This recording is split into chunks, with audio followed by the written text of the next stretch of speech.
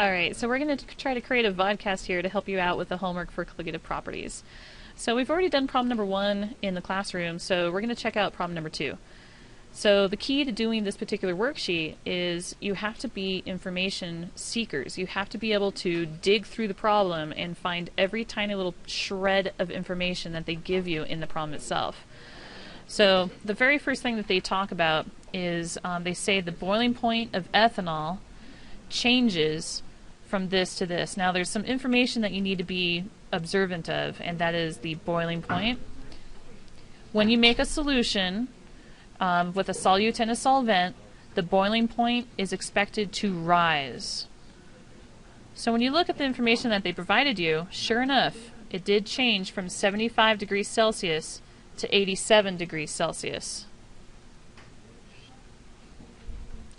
Alright, so we know that the ethanol then, because they're talking about this guy's boiling point increasing, we know that the ethanol is the one that is doing the dissolving. Okay, he's the boiling point that's going to change. So ethanol is going to be your solvent. Okay, let's keep going. It says when an amount of naphthalene is added. So naphthalene is being added to the solution. So naphthalene, this guy right here, this must be your solute, the stuff that's dissolving. They said that it is added to 1.00 kilograms of ethanol. That right there is the amount of solvent that you have. Okay, that's going to be kind of important. They said how much naphthalene in grams is required to cause this change, and then they give you your K sub B. Alright, the formula is delta T is equal to K sub B times the molality times the Van't Hoff factor, which we've already talked about. So the delta T is just the change in temperature. So when you're given this information, you only want to find the change. So that means we're going to take that 87 degrees Celsius and find the difference between this value, 75 degrees Celsius.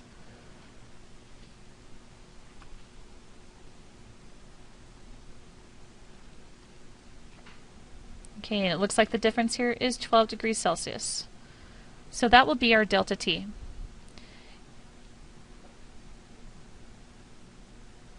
K sub B was given to us in the problem, and it's 1.22 degrees Celsius per molal. So there's our KB. Molality, well, we weren't given the molality, but you need to remember what molality is. This is moles of solute per kilogram of solvent. Okay, remember how I said you have to be information seekers here. It looks like we actually did get the kilograms of solvent. So I'm actually going to plug in what we have. We don't have the numerator. We don't know how many moles of solute we have, so I'm going to say X moles on the top. But we do know that we have 1.00 kilograms of solvent on the bottom. That's pretty nice to know. Alright, the Van't Hoff factor comes from the solute.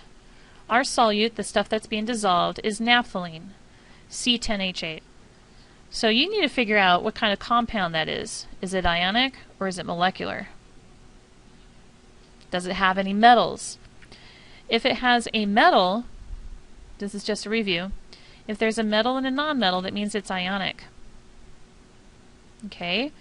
If it's all non-metals, that means it's molecular.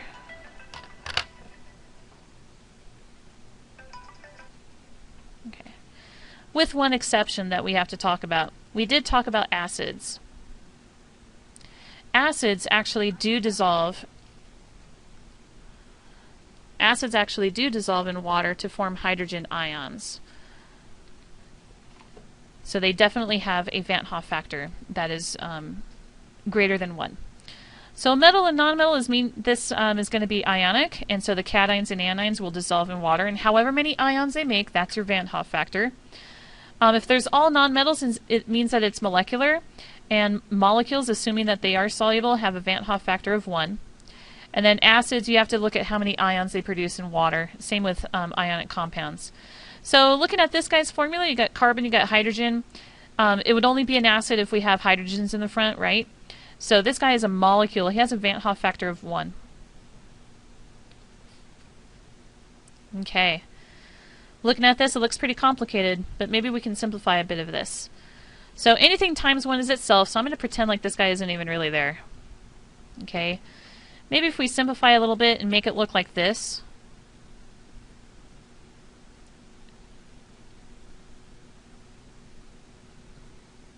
Alright, you see how I just used the numbers? That'll help a little bit. Do you see how we're dividing by 1.00? That's kind of convenient because anything multiplied by 1 or divided by 1 is itself, so kind of pretend like that's not even there.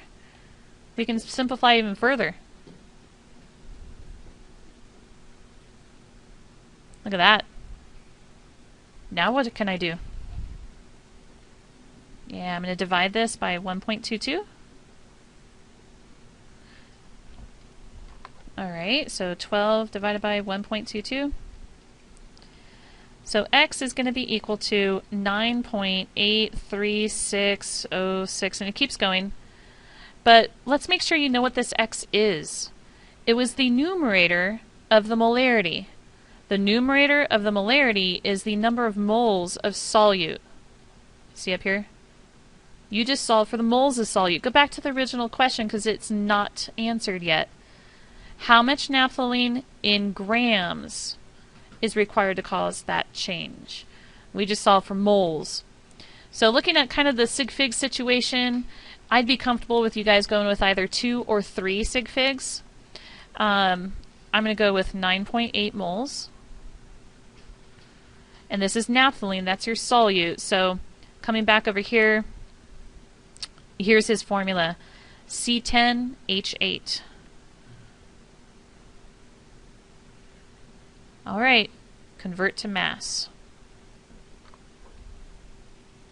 And if you remember in the previous problem, you actually already have the molar mass of this guy. It's 128. So 1 mole of naphthalene is 128.0 grams. You see I'm cross-canceling? Okay, follow those units.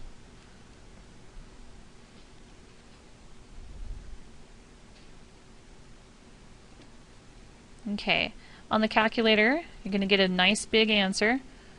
1,254.4.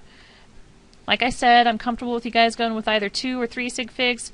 I'm going to stick with my 2, and I'm going to round that 2 up, so this would be approximately 1,300 grams. Final answer. Okay, so now we're going to give number 3 a shot. Okay, like I said, be information seekers, okay? So let's check this out. A rock salt, NaCl, ice, and water mixture is used to cool milk and cream to make homemade ice cream. How many grams of rock salt, okay, hold on, they're asking for grams of rock salt, per kilogram of water must be added to water to lower the freezing point by 15 degrees Celsius. Okay, here we go. So the formula is delta T, and they are talking about the freezing point. Okay, so I'm going to go K sub F times the molality times the Van 't Hoff factor. They're looking for us to lower the temperature by 15 degrees Celsius. So our delta T is 15 degrees Celsius. K sub F was given in the formula or in the question. 1.86 degrees Celsius per molal. Okay. They want to know how many grams of rock salt must be added per kilogram of water. So water is your solvent. The salt must be your solute. And just refreshing your memory, molality is moles of solute per kilogram of solvent. Okay. So looks like they got 1 kilogram of water. So when we look at this formula for molality, on the bottom we can put 1 kilogram because we're using 1 kilogram of water.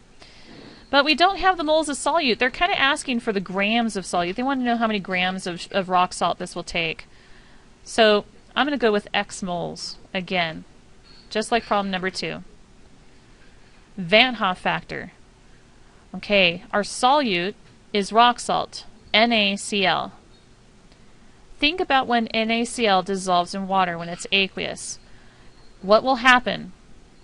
The sodium ion will separate and ionize away from that chlorine ion. That's what water will do. How many ions did you make in water here? You'll make 2 ions. The Van Hoff factor for this problem is 2. Okay, let's see if we can do a little bit of simplification. So you guys see right here how you're dividing by 1 kilogram? Okay, anything divided by 1 or times 1 is itself. So you know what I'm going to do is I'm going to actually just kind of get rid of that to simplify things. This would be 15 is equal to 1.86 times X times 2. Okay. Okay, so if you think a little bit about your algebra skills, you have to keep all of this stuff together right here because it's all being multiplied together. So I'm going to take that 1.86 and I'm going to multiply it with the 2. Okay, but when I get my answer, that's going to be attached to my X as well. So I'm going to take that 1.86 times it by 2. That'll give me 3.72X. And that is equal to 15. So how do I solve my X? Divide by 3.72. Okay, so 15 divided by 3.72. Okay, so X is equal to 4.03225. And let's look back at the original problem. It says, per kilogram of water. I don't know, maybe that's a precise thing. So infinite number of sig figs maybe there. You got a delta T of 15. Maybe that's 2 sig figs, right? And then you look at your K sub F and you got 3 sig figs going on right there. So I would be comfortable with either 2 or 3 sig figs. I'm going to go with 2 though. I'm going to say that we need 4.0. And what is X? What is that? Moles of which one? Solute. Moles of your salt. So this is how many moles of NaCl you would need to add, but that's not what the question wanted us to get, so you've got one more step. If you reread it, they want to know how many grams of rock salt per kilogram of water. So I'm going to be converting the moles to mass.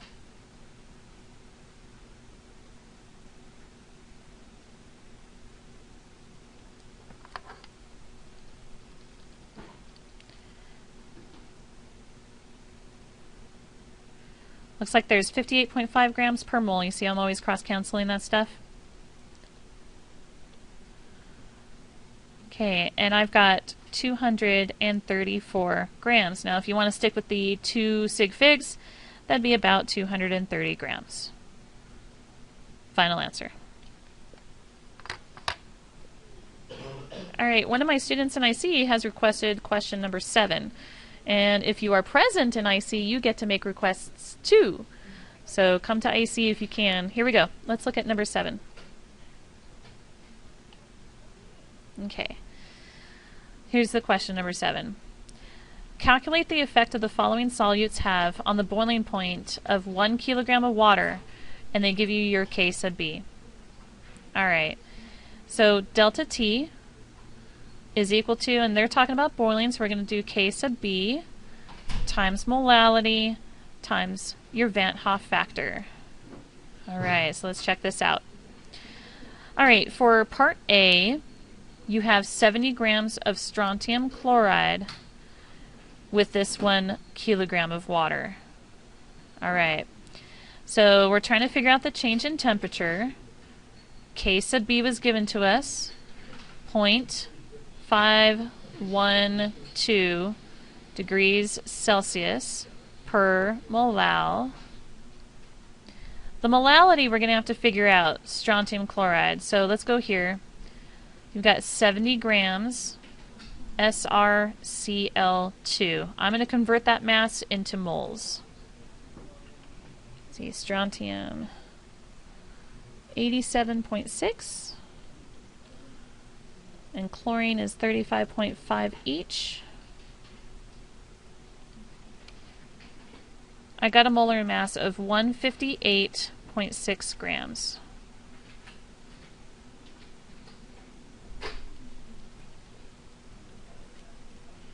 Okay, this would be 0.44136. So, you know, the sig figs here are not very specific. I don't want to reduce too much, ladies and gentlemen, because if you reduce too much, you're going to get like some false answers. So I'm going to go ahead and go with that 2 sig figs. You know, the mass over here is 70. So I'm going to go with 2 sig figs for the number of moles here. Alright, so molality is the number of moles of solute per kilogram of solution. I'm going to go with the 0.44 moles. And on the denominator is my 1.00 kilograms of water. Okay. Van't Hoff factor. One of the things that you need to be kind of careful of is to make sure that these suckers are actually soluble. So, like I said before, you might need the periodic table for some of this. I just want to make sure that strontium chloride is soluble.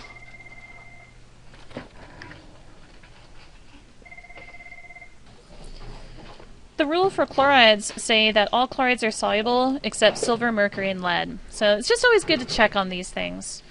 So strontium chloride has 1 strontium and 2 chlorine ions. We're assuming that since it's soluble, you're going to get all of those ions. 1 strontium, 2 chlorines. So the Van't Hoff factor here is actually a 3. Alright, that'll help you solve for the delta T here.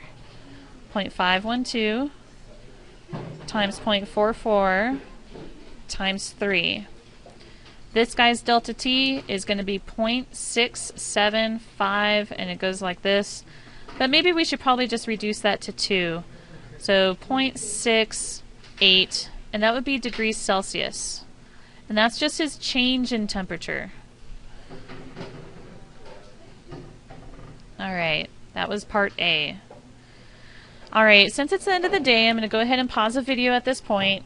I hope it does help you a little bit to get you started on your homework. Adios.